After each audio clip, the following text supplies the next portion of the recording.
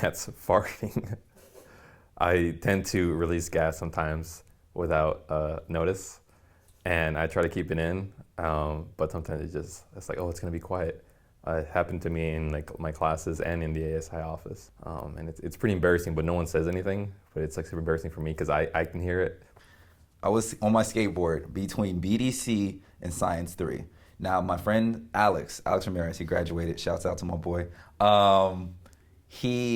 Me and him were skating through campus. We just got out of test, and we do this thing. We do a therapeutic skate where we both put on some headphones and we just skate through campus just to try to forget whatever happened in our engineering class, right? So there's one time we're skating down the middle, and it was packed right there. I had to be around midterm season, knowing everybody cares to be on campus. So BDC was packed, people were in the grass, and all the food dining area, the tables in front of Togo's were packed. And I'm coming around the Science 3, kind of where the back doors are, the doors that are facing the parking lot in the back. And then I'm making a right, coming around Science 3, hit a rock, that classic sound, and then I fall forward. This is in front of everyone, like everyone. Literally, people were pointing at me like, oh my gosh. I knew it was a bad fall because no one said anything. Like if you have a fall and people start giggling, you're like, okay, at least I can walk up from this one.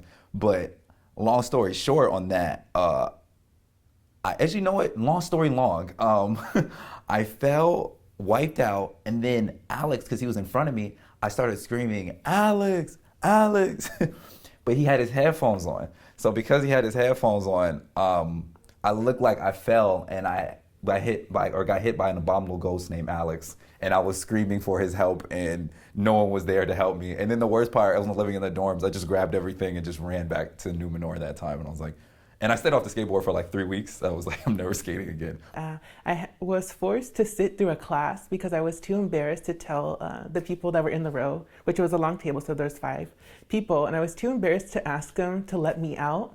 So I was forced to sit through a class. It was Intro to California History, and I also had to take the quiz because I guess they were supposed to read an article before coming to class that day. The professor remembered who I was, and she asked me why I wasn't showing up to class, and then I had to let her know that I accidentally just pretty much was accidentally in her class, and I wasn't supposed to be there. And then I wore my first red pants to, it was my freshman year, and so little did I know that I had a huge rip in the back, and when I got home, I was changing to go to work, and I noticed that I had this huge rip, and it was showing my underwear the whole day. In the middle of class, I'm giving a speech, and when I was introducing myself, I said Damien Sam Tion, like S-A-M, and like ever since then, they were calling me Sam Tion. I had lost my keys, like my house keys.